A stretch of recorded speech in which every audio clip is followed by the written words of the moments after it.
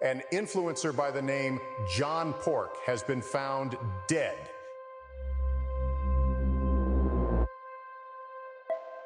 First responders arrived at the scene early this morning after several eyewitnesses spotted the lifeless body.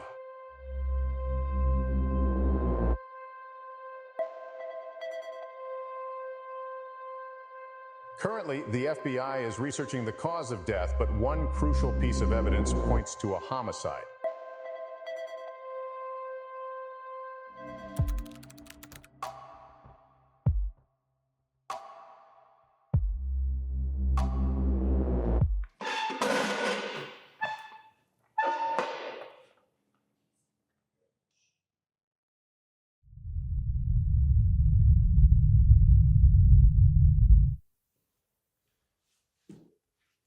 Here's the evidence you were looking for.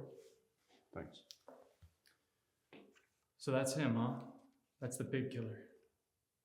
That's what the analyst team seems to think, yeah. What do you think? I don't know.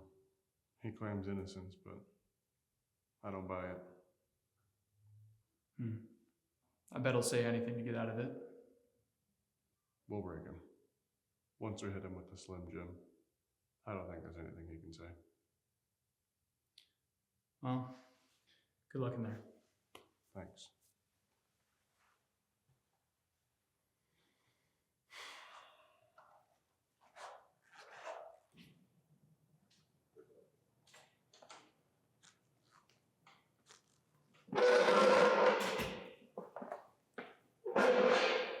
Hello, Mr. Pennewitt. I believe you know why we're here today. I don't know what you want me to say. Okay. Let's just get into your story again then. Again? Okay. I went over to JP's house. And by JP, you mean John Pork, right? Yes, John Pork. I went over to John Pork's house to meet up And what were you meeting up for? to talk about things and make some content. I walk in, find a dead body. And you didn't think at any point I should call for help? No, I was scared. I just freaked out. I want to get out of there. Mm-hmm. So you've known John Pork for quite a while, right? Yes. But it's been a while since you've made content together, yeah? Yes. Why would you say that is? I don't know. Lifestyle changes, busy schedule, stuff like that. Lifestyle changes. I'm glad you brought that up, Mr. Pennewitt. So you and John Pork have made content together for quite a while, and it got very successful. Although John Pork seems to be the only one getting success from this. He's become something of an icon, really.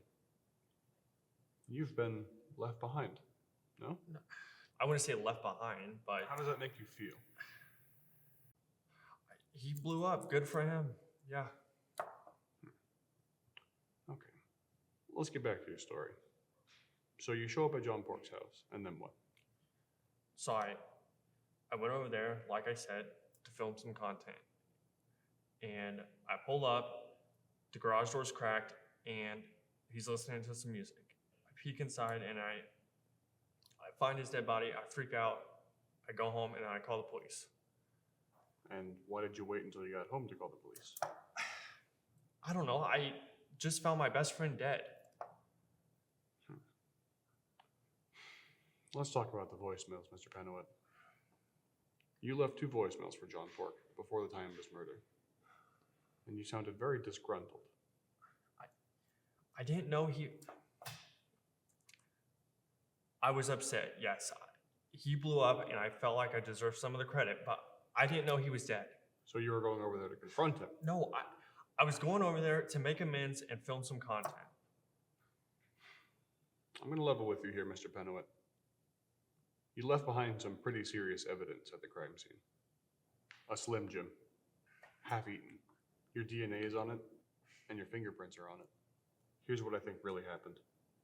You drove over to John's house, ready for a confrontation. You walked in the garage and saw John enjoying his new lifestyle. You asked him about the credit that you thought you deserved. Your confrontation became physical. at which point you shoved John to the floor, and then bludgeoned a national treasure to death in cold blood.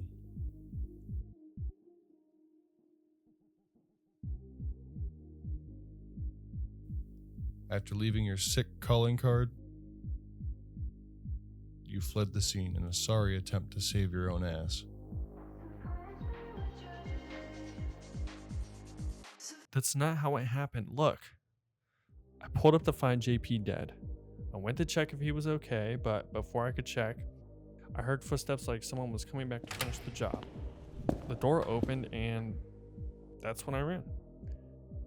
I don't know about Slim Jim. It wasn't just your DNA that was on the Slim Jim, Mr. Penowit. His blood was also on it. And my analysts tell me the only... Well, your analysts are wrong.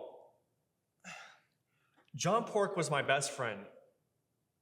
And I would not have killed my best friend. I'm innocent. Do whatever you have to do with your papers. I don't know.